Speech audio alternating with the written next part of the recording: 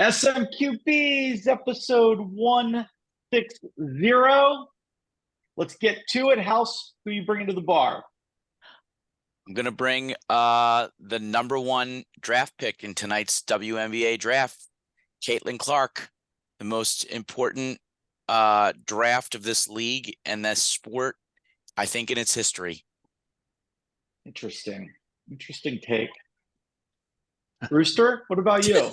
I'm going to bring the head of the Major League Baseball Umpires Union for a drink, and I'm going to ask him why Angel Hernandez when Major League Baseball recognizes that Angel Hernandez is measurably the worst umpire in all of baseball, why do you continue to protect this guy? It was so bad during the Yankees Guardians series that the Guardians public announcer said live, "Boys, you better be up there swinging because Angel apparently has an early dinner reservation," for the whole stadium to hear it. That's how bad this guy is. He's terrible and needs to go. Needs to go. And he's really bad against the Rangers for whatever reason. I don't recognize that voice. Who is that? Who was that? Was that Pope? Back from Peru. So who you bringing over for a Pisco Sour? That's a good one, Pisco Sour. I'm bringing one Mark Cuban at the beginning of another playoff run. I want to know what he really thinks about the Mavericks' chance. He's put together an interesting team, and I really love to know what's going on inside the locker room, which makes Kyrie so lovable now versus all the problems of the past. What is it? What's the chemistry? What's the whatever the secret sauce is that Cuban's got going here? You probably have to buy his drink for him because he wired $288 million to the IRS today. So yeah, I saw that. Proud to do it. He said he was proud to do it. Yeah, right. Slightly more than me. It's a good American. Yep. I am going to bring Cisse Lema to have a drink tonight. Cisse Lema. This is a dart thrower? No. Cisse won the Boston Marathon today. Oh. With a time of 2 hours, 6 minutes, and 17 seconds. Just about 4 minutes slower than it took me to run 10 miles last weekend. He covered 26.2. 33 years old, and he is your Boston Marathon winner. Is this 2 weeks in a row that you're bringing runners to the bar? Yes. This is his running thing, right? By the way, Bison, you look good. Yeah, no kidding. First of all, somebody who wins the Boston Marathon is an interesting person, and a guy who runs 10,000 miles is a really interesting dude. There's stuff to learn from these people. So yeah, but now that we recognized your weight loss, can we stop talking about running?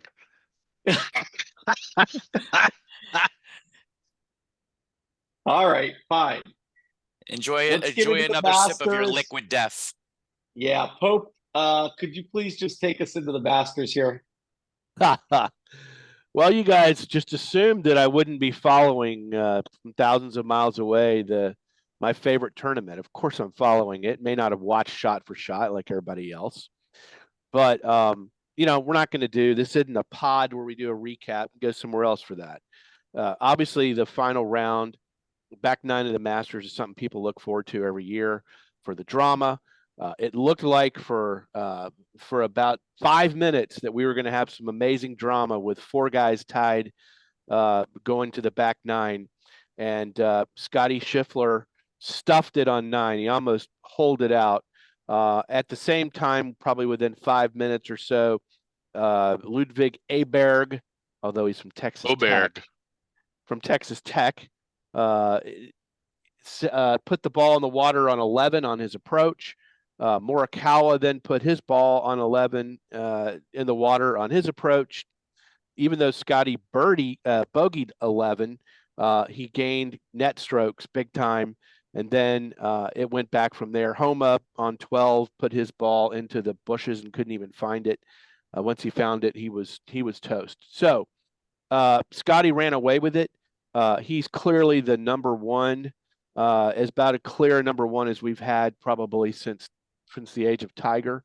Coming into the tournament, some of these storylines that we're looking at. So would Scottie as the number one with 2 out of 3 wins, Bay Hill and the Players, and then second in Houston, only missed a 5-foot putt. Otherwise, he would have gone to playoff there. Would he be able to establish a new era of dominance? You know, this is only his second major, so he really needed another major to validate him. Answer is absolutely, and in very impressive form. Number 2 story was Liv versus PGA. What was going to happen? You know, Rahm's a defending champion. He traitor defected to the Liv Tour at the beginning of the year.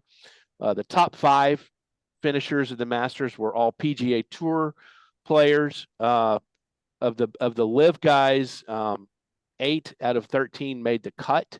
The highest finisher was Bryson DeChambeau and Cam Smith at T6. And then you had some spares, Hatton and Reed, T12, Neiman at T22. And then, of course, Phil and Rahm were holding up 43, 45. Cupcake was at 45. And then missing the cut were green jacket winners, Bubba, Sergio, Schwartzel, and DJ. So Patrick Reed made the cut. Yeah. Reed finished T12 with Tyrrell Hatton. Another story would be, could Rory win a major after 10 years? The answer to that is no chance. No. Took himself out early on and was never really a factor. And then finally, you know, what was going to happen with Tiger? He hadn't played in a long time. I think he's only played twice since Riviera last year. A, could he make the cut for the 24th consecutive year? And B, if he could make the cut, could he compete? He certainly played on Thursday and Friday as if he could compete. He was only 1 over. He made the cut by 5 strokes. But clearly the 23 holes on Friday because of the weather delay took a toll, because over the weekend he shot 15 over collectively. Painful to watch. But you know, it was fun to watch him grind and make the cut, because that's what he really, really cares about. So overall, you know, it's a great tournament. But I think guys, we're seeing, and it'll be interesting to see what happens at Valhalla, which of course marks 10 years from the last time Rory won a major at the PGA next month. Is Scottie coming into an era of his own? Or, you know, are there going to be guys going to step up and chase him with a new big 3 or big 4? I don't know, but right now he is way above the competition. And you know who doesn't like it? And that's Bryson. why I have this picture up behind me. Because Jon Rahm, do you see the look on his face? Yeah, man, not happy. He was not happy when Nance was talking about Scheffler being far and away the best player around right now. Rahm was fuming about it. Jon Rahm. But he has no reason to bitch. Look at his. Well, and then it came out, you know, today that he was saying that some of the PGA guys wouldn't even make eye contact with him. Good. So I think it's great. Count your money. Yeah, that's right. Exactly. So I thought that was kind of an interesting storyline. By the way, you know, Rahm thought he was going to be the peacemaker. He thought he was going to go over, get paid, and then the leagues were going to merge and everything would be okay. And I think it's a really uncomfortable environment for some of these guys still. Good. By the way, Tiger finished below VJ. So I think he's done. I mean, how many more times can he be just satisfied making the cut and then posting an embarrassing score? I think he's done with majors. He's not. He's going to be playing at the other majors this year. I mean, yeah, he'll be at Pinehurst. He should retire gracefully. This is embarrassing. It wasn't embarrassing him making the cut. He made the cut. Yeah, he made the cut. He's Tiger Woods.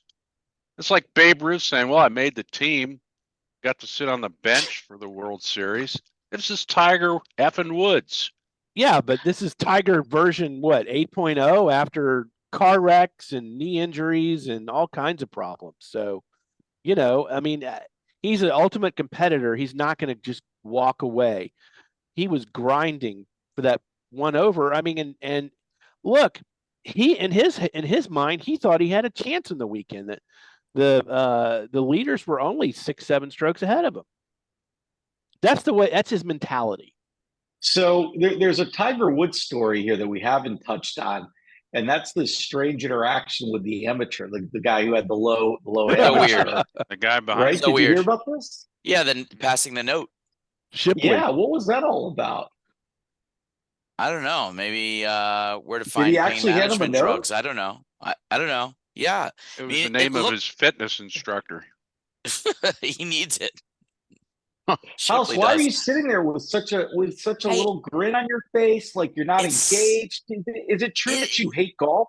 I love golf. I love the old golf. I love golf when we had a real golf Old tour. golf, like what? Ben Hogan and No, well, that was pretty good too, but it Like wasn't televised. Persimmon Woods? Like when we had exactly. like when we had big personalities at the leaderboard, like Tiger and Phil. These guys are Pre-live. dull. These guys are Pre-live dull. golf. These guys are dull. I'd be very surprised if there were good ratings for this. I'll be surprised if the Masters did well. While I think certain sports can be good when a player is dominating, like Tiger, even like when Rory went on his little run, Scottie Scheffler is not the guy that you want dominating golf. It's a yawn fest. Yeah. And so there's no one that comes close to him. As I texted you guys over the weekend, if he could even putt marginally better, he would have won this by like 10 strokes. He did not putt very well all weekend long. And so Right. no one is even within What anything close to What him the right PGA now. needed was for Max Homa. to How win did you this say thing. that? Did he drained some really long putts on Saturday? A 31-foot eagle putt Okay, I on don't yes, understand. 13. yes, and- the blind, And There were four yesterday he guys made tied. the blind squirrel found a nut, but he also missed numerous less than 10-foot putts. well, Numerous. so this did a weekend. bunch of other people, clearly. But I mean, you It's know, not the best part of Augusta his game. Greens. You can't possibly say that Scotty's a good putter. You can't He's say a- that. No, he is a good putter, absolutely. Oh Is my No, God. he's not. He's a great he's not. he's a great Not. driver of the ball. He's a great iron player. He's a great short player. He's a good putter. He is not a bad putter. He's a good putter. You cannot argue He's with that. leaving strokes out on the course compared to other Yes, players on the yes. putter. And he'd admit Every that. I think he tournament. admits that. Time Every out. tournament. Yeah, not for the last 4 tournaments though, guys. No. Totally different Wow. guy. He's boring. I don't know. Well, you can call him House, there was boring. there were 4 guys tied on the back 9 at one point. Why is that boring?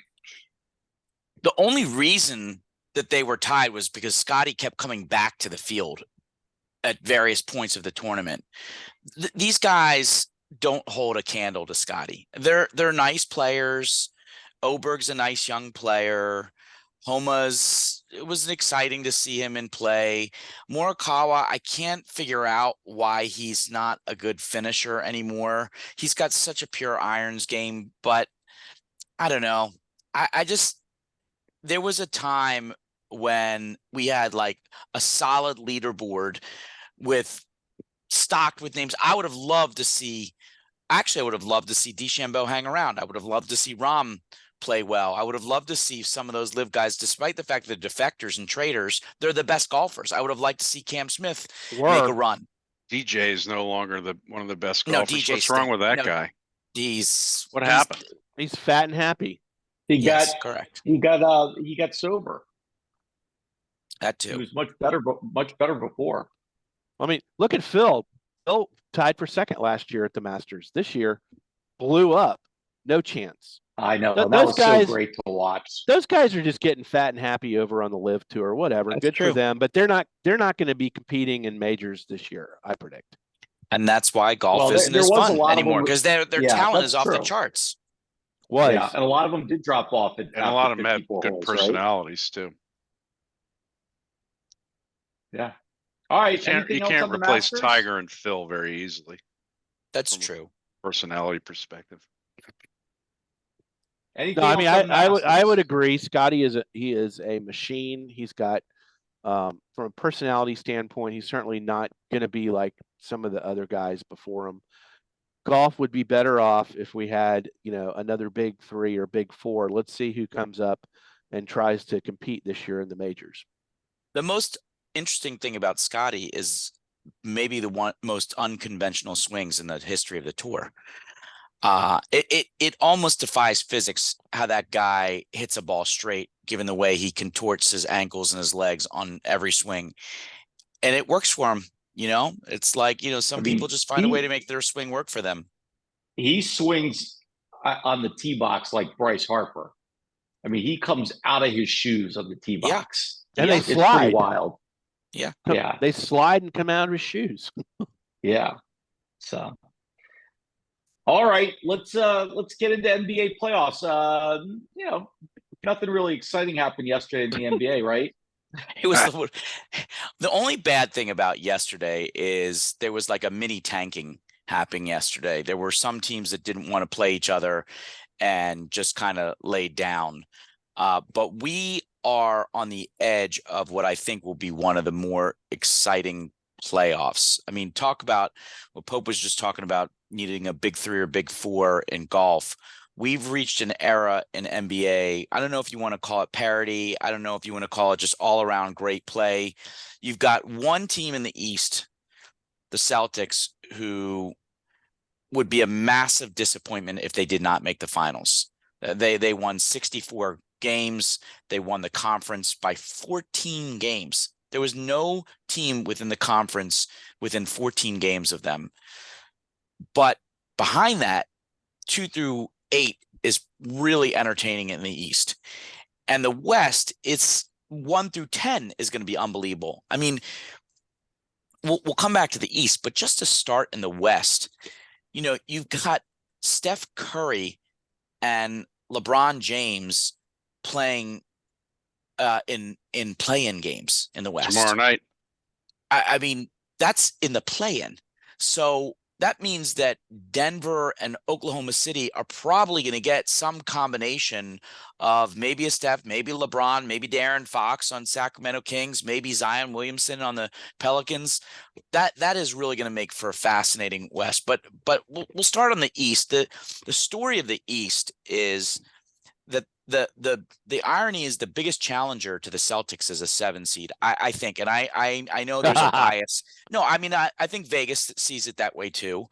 After Embiid's return to the Sixers dropped to a 5-1 to win the finals. I mean, the Celtics are still the prohibitive favorite, but remember the Sixers were 31-8 this year with Embiid. They won 8 in a row since his return. Him and Maxey are playing unbelievably. Kelly Oubre is a fantastic addition. Kyle Lowry was he's a good floor general. He's not going to get you a lot of points. He's not going to fill up the stat sheet, but what he does on the floor is really important to a playoff team. And Tobias Harris no longer has to be part of a big three. He can just make contributions. So I think the Sixers are dangerous, but they've got to get through Jimmy Butler and the Heat. And that's a great drama, is that Jimmy wanted to stay on the Sixers long ago, and the Sixers chose Ben Simmons over Jimmy Butler. And Jimmy Butler said, fine, give me my own team that I can be the man. And he almost pulled it off, winning an NBA Finals. He's a fourth quarter dominator. He's a great playoff player.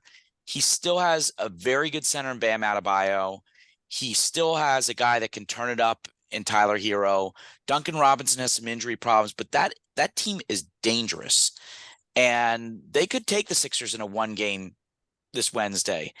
But if the Sixers get past the Heat, I think they are the Celtics' biggest problem. The glut of the teams. They wouldn't play him until the finals, though. The Celtics. Yeah. Right. Yes, correct. But there is a scenario where if Miami beats Philly and then takes the 7, and then Philly beats the winner of the Bulls and Hawks, they get the 8, and they play the Celtics in the first round. Yes. How about that? We want no parts of that, obviously. Oh, I'd love to see that. I think the story of the Knicks is a great, great story. I do think in a 7-game series, the Sixers could beat the Knicks, mainly because they're playing without Randall. There's a question about OG, about how healthy he's playing. Whether or not Nova North can pull it off, I don't know. It is true that Jalen Brunson legitimately deserves to be in the MVP conversation this year. If you take Jalen Brunson away from the team, it's a 500 team at best. At best. So we'll see what Jalen can do in the playoffs. He has had a very, very special year. The 3 through 6, interesting, but the Bucks suck now. Giannis is hurt. Doc Rivers can't coach. It looks like Damian Lillard might have been a massive overpay. He is not the Dame time that we knew out in the West. The Pacers are exciting with Tyrese Halliburton, but yeah, I don't know that they've got enough to run with Boston or even the Knicks or the Sixers. The Cavs and Magic will be a fun series. I think the Cavs have that one. But again, interesting with, their backcourt and the Cavs and Spider, and they've got a talented team. I don't They're think regressing. The Cavs are They're- regressing. Yeah. I think So Bickerstaff's Yeah. gone at the end of this series. Yeah. So Rooster, But what did do you ever think did anybody ever think they were that good? I mean, the Cavs They were were the team good that everyone a said, year or two ago.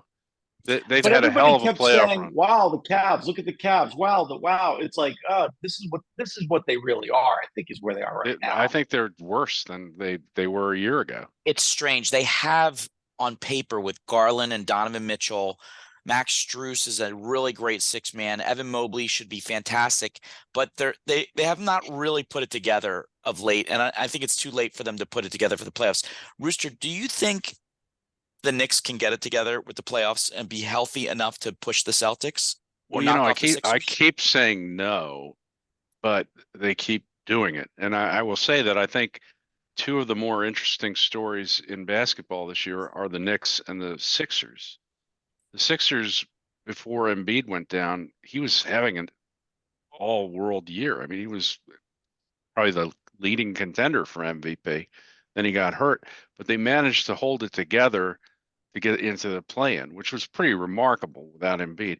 Likewise, the Knicks lost their starting center, Robinson, for almost the entire year, 50 games. And now Julius Randle's is out for the season. He's their second leading scorer. So I thought they were toast. All they did was win and got the second seed. So you can't write the Knicks off. They play the way you're supposed to play. They play hard every night. They're never out of the game. And they've got guys who are playing above and beyond their abilities, like DiVincenzo. He's all of a sudden not just a 3-point shooter; he's a driver and scorer, and just OG's back, and they continue to play even better when he's in the lineup. He's such a good defender. He needs to suck it up and keep playing through the playoffs. Yeah. If he does, I think they can beat any team other than the Sixers with a healthy Embiid, because they don't. I mean, they have, now that both of their centers are back, maybe they can just wear out Embiid and one of them fouls out, and maybe, but they don't have a center who can score like Embiid. I think they match up better against the Celtics, actually. So I think you're right. I think it's the Celtics, the Knicks, and the Sixers in the East, unless the Heat really shock the world. I think the difference for the Sixers this year potentially could be Nick Nurse. He's a smart coach. He knows how to manage the time on the court with his players. I went to the game the other night against the Magic, which at the time was a must-win game to avoid the play-in. They ultimately didn't avoid the play-in, but it was curious in the first quarter. They were basically letting the Magic through for easy shots under the basket. And what was clear was that Nick Nurse said, Embiid, you cannot get in foul trouble. This game could come down to the fourth quarter and we need you to take over. They're clearly coming down the lane to try to get you in foul trouble. So to your point, I think there's going to be an effort from Knicks and other teams to try to wear down Embiid and get him in foul trouble. But I think Nick Nurse is smart enough to avoid that. We'll see. Playoff basketball is great. Yeah. But over in the West, I mean, boy, I think the story has to be dethrone Denver still. I mean, they're the reigning NBA champion. They still have tons of experience, tons of playoff experience with that. Tons of playoff lineup. Experience. Unlike the Thunder, I think the Thunder. I'd be shocked if the Thunder made a long run. It would be impressive. They are so young between SGA and Josh Giddey and Chet Holmgren. I mean, they have the pieces to be great for a long time, but boy, can they ride that #1 seed already this year? I don't know. They're going to have their hands full with whoever comes out of the play-in. And then you've got Denver, but the 3, 6, 4, 5 are amazing. I mean, just absolutely amazing. Mm-hmm. The T-Wolves and the Suns, people thought would be the 1-2 all year. Right. And yet underperforming Booker and Durant and Beal on the Suns. And until the last 10 games of the season. And then they came on. Phoenix has bitch slapped the T-Wolves last couple games when it really mattered too. They beat him last game just to get into the play-in. Yes. So to stay out of the play-in. You're right, to get out of the play-ins, be in the regular play. That series is going to be awesome. I think the T-Wolves minus Cat is going to be a problem. I don't think they can ride Ant-Man all the way through it. But the 4-5, I mean, you have a heavyweight battle in the first round. Luka could pull off the MVP. So you have a potential MVP with Kyrie playing happy enough, as Pope said. They added some nice pieces during the season against the last run of PG3, Kawhi, and Harden, because I think PG3 is going to be gone after the season. So, I mean, I think the NBA would be thrilled and the fans would be thrilled if that went 7, but that is going to be a hell of a series. So, Kawhi is not necessarily going to be 100%. I mean, his knees have been really bothering him and they still are. So, yeah, that's a big X factor. Huge. Just a brief moment of silence. John Sterling just announced that he was retiring. Yeah, I told you it was coming. Unbelievable.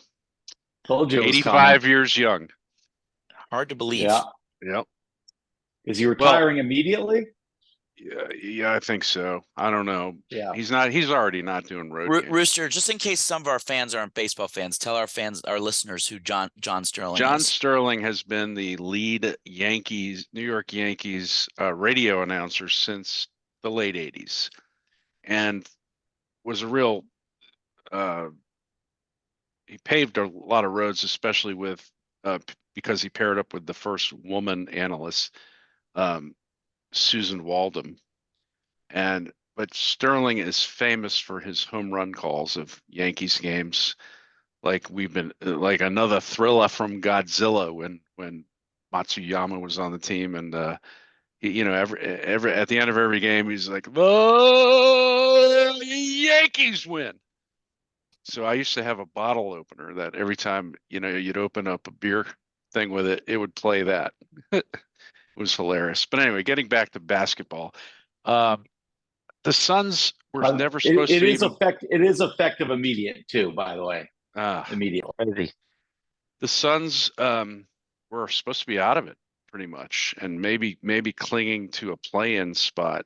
They had the toughest 10-game finishing schedule of any team vying to get into the playoffs, and I think to a person, they went 7-3. People who follow basketball were like, they're done. They're just done. Yes. Pope's right. They went 7-3, capping it off by trouncing the T-Wolves. It looks like Bradley Beal has finally figured out how to play with the other big two, and now they truly have a big three. They could do some damage. They could do some damage. No, those hard to. First round series in the West are going to be lit. The only upset I would call it an upset is if somehow Denver loses to whoever they end up playing. Every other series, I'm not sure it's necessarily an upset, even though the seedings are what they are. I agree with that. I don't think. Okay, so I think the Pelicans cannot just figure it out. It's a shame. They kind of sputtered down the end, but I think it's a shame. They've got a big three in Zion and McCollum and BI. I don't know why they can't put it together, but I think in the Pelicans-Lakers game, I think the Lakers pull that off, and I think they win the 8-7, forcing the Pelicans to play Kings-Warriors. I do think the Pelicans will win that, and then I think the Pelicans get dusted by Oklahoma City. And I think as far as the 2-7, whatever that comes down to, I guess that becomes the Lakers. Denver's not gonna lose to the Lakers. Not happening. Don't we all want to see the Warriors versus the OKC just to see what happens? Yeah, but that is the end of an era there. It's Steph in the old age They home. could still do some damage, though. They could still do some damage. You know what's the difference between the Pelicans and other teams of similar abilities? Their head Desire. coach. Their head coach. It's like the Cavs. The head coach is mediocre, and the team's playing, accordingly. Yeah, I'm not sold on Zion still. he's had a great season. He's had a healthy season. Yeah. Let's Well, see. But he hasn't showed up in a lot of big two moments. back to back. Yeah. He's got to show I'm up. excited. This should All be right, a so we very got good our NBA first playoffs. game. Yeah, I totally agree. First games tomorrow. Yeah. 7:30 Eastern TNT is Lakers versus the Pelicans, followed by Golden State versus Sacramento. That's on tap for Tuesday. And then Wednesday we've got the Miami Philly and Atlanta Chicago games On the ESPN. So yeah. All right. Anybody got anything else on hoops? It's like 40 nights of Chuck and Kenny and Shaq. True. I mean, it's just such a great time of the year. I can't think of a less interesting game for the playoffs though than the Bulls and the Hawks. I couldn't even give it any air. I could not even breathe it into existence to say it. Every other game is exciting except for that one. Well, it just shows you the East, the strength of the conferences at the very top, because the Hawks were 36-46 and made the playoffs. The Warriors were 46-36. They were both 10 seeds. That's ridiculous. You know what else is noteworthy is nobody's talking about the Bucks. Right? Giannis and the Giannis injury killed them. Middleton's getting long in the tooth. And like I said, I think Dame is going to turn out to be a big, big time overpay. And the Rivers experiment is going to be whatever that was, a 40-game experiment. Yep, he'll be gone. Disaster experiment. Can't win playoff games with a starter who can't guard anyone, and that's Dame. And I know that they keep trying to pull Doc off the shelf to fix another team. I think this is it. I think he's proven. What an embarrassment what they did to Adrian Griffin, who was 30-13 at the time, for Doc to be a few games below 500. I don't think another team pulls him off the shelf. I think he's back to the studio for good. All right, let's move on. All right. Who's got a punch? Thought you did. Oh, I do. I do. Yes. And it's really too bad that Milk isn't here. Oh, because I want to punch that dirty son of a bitch, Michael Eyssimont of the Tampa Bay Lightning, for the dirty hit he put on the Caps' Nick Jensen. I guess, was it yesterday or 2 days ago? I think it was. I can't keep the day straight anymore. I think it was 2 days ago. Put Jensen into the boards. Really, just an unnecessary, dirty play. The way he drove the guy in, and Jensen ended up being stretchered off the ice. It was such a scary moment that they actually sent the teams into the locker room with 1:30 to go in the first period, and they finished the first period after the intermission and then played the second period. But fairly straightforward, dirty play, hurt a guy, probably knocked him out definitely out for the last two games, which the Caps need to win. And Michael Eyssimont, you get a punch in the face. And we might not be done with that story just yet. So any other punches? Good. Wow, sounds like a skate to the throat may be coming. Oh, God. Please no. Who's got a lasso? Pope, you want to go first with yours? Yeah, I got a lasso. And it goes back to the Masters. Vern Lundquist retires at 83 years old in his 40th Masters. The voice of the 16th hole for many, many years, but he made his mark on the Masters in the beginning in 1986 when he was sitting in the tower at number 17, and he made the famous call as Jack was charging on the back, drained, I don't know, 15-foot putt or so, and famous moment, raised the putter in the air, and Vern said, "Yes, sir," as the putt went into the hole. And we all know what happened is Jack won his final master final green jacket. And then, of course, the iconic moment that everyone remembers when Tiger chipped in on 16. Just a near impossible lie beside the green. The only way he could get there was throw the ball up on the green and watch it come back. And of course, he did it. The famous moment as the ball is starting to trickle towards the hole, Vern is, "Oh, wow." And as the ball finally makes its rotation, and Nike logo, remember, as it falls into the hole, he's like, "In your life, have you ever seen anything like that?" So we all remember Vern as the iconic voice of number 16. We'll miss him. I don't know if you guys probably noticed it. I don't think they showed it on TV coverage, but Tiger went up after he finished 16 and shook Vern's hand down. He came down from the tower and he shook his hand. So, Vern is now, I think, officially retired from everything. He retired from college football back in 16. And he's just one of those iconic voices, guys. What a great contribution he made to TV journalism. Do you know what his actual name is? Don't know. What is it? Merton Laverne Lundquist. Wow. Nice. Good. He made a good shift. Nice. Yes. Good selection. He is, and this is a personal note, guys. He is an overall just super great guy. Dallasite for many years. I had an opportunity to work with him at the Doak Walker Awards. He was one of the main guys who was a celebrity and I had a chance to escort him around at the Doak Walker Awards for a couple years. Mentioned to him as an aside that we would be in Chapel Hill for the Duke game. I don't know, this is sometime in the early 2000s, and he said, "Well, come by and say hi at the Dean Dome, and I'll introduce you to Billy Packer," because Billy Packer was calling games back then. Everybody hated Billy Packer, but sure enough, my wife and I, Cheryl, we went down and talked to Vern. He's just one of those guys. He remembers everybody he meets, and he's like, "Oh, Cheryl and Brian, it's good to see you again."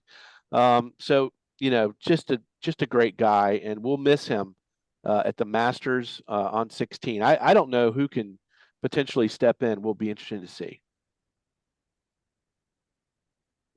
All right, good one. Who else has a lasso?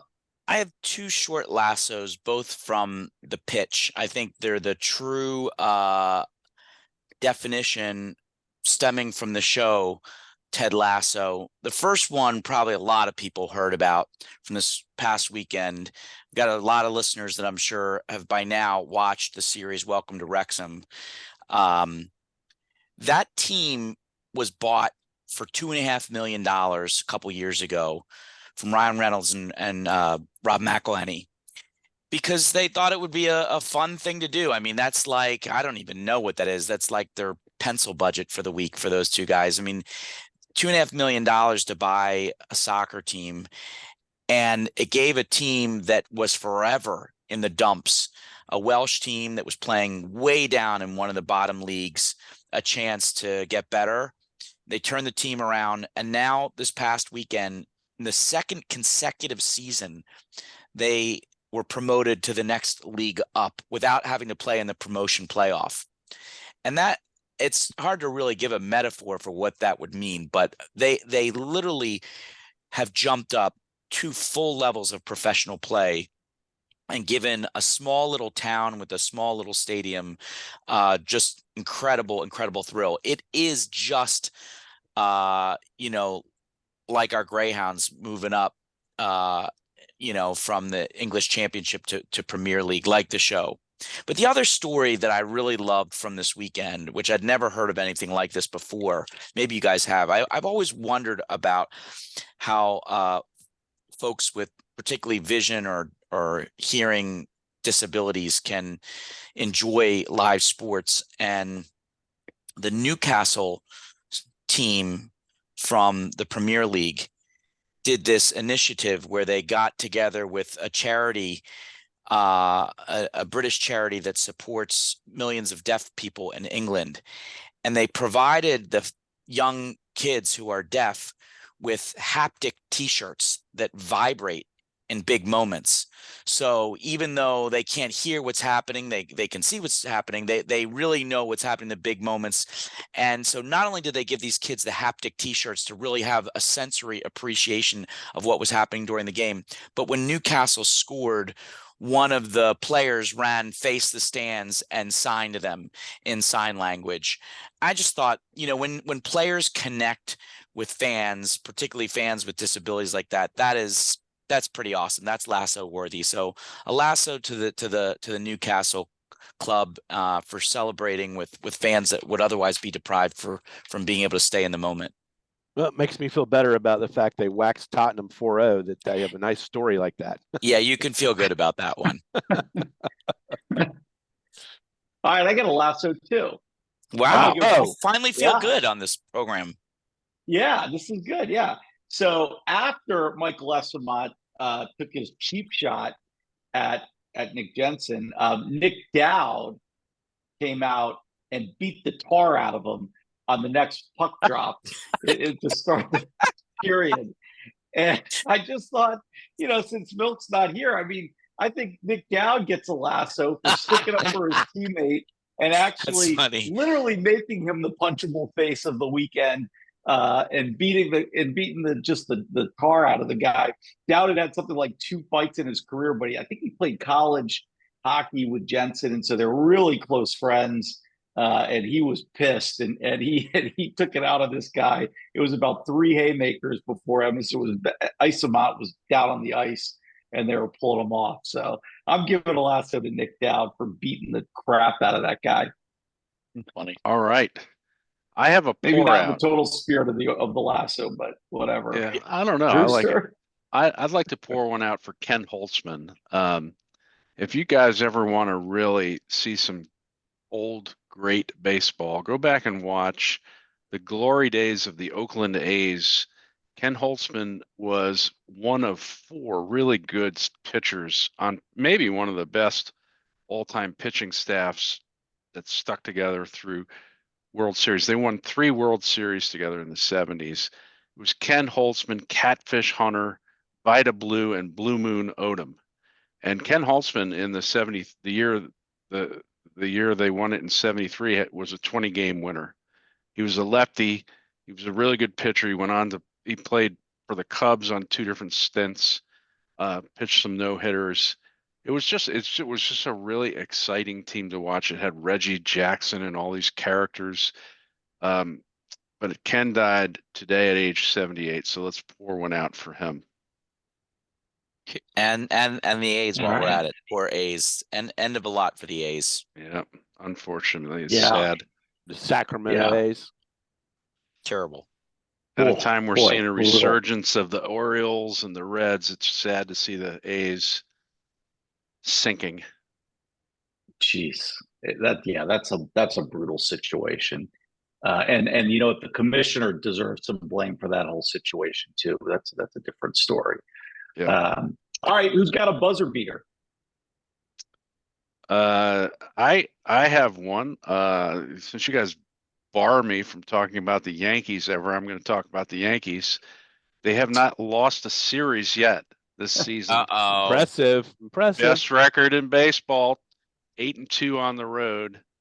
Wow. And Aaron Judge is just starting to come alive. He had a three-run bomb last night. Hadn't been doing much before then. They were relying on Soto and Stanton for all their pop.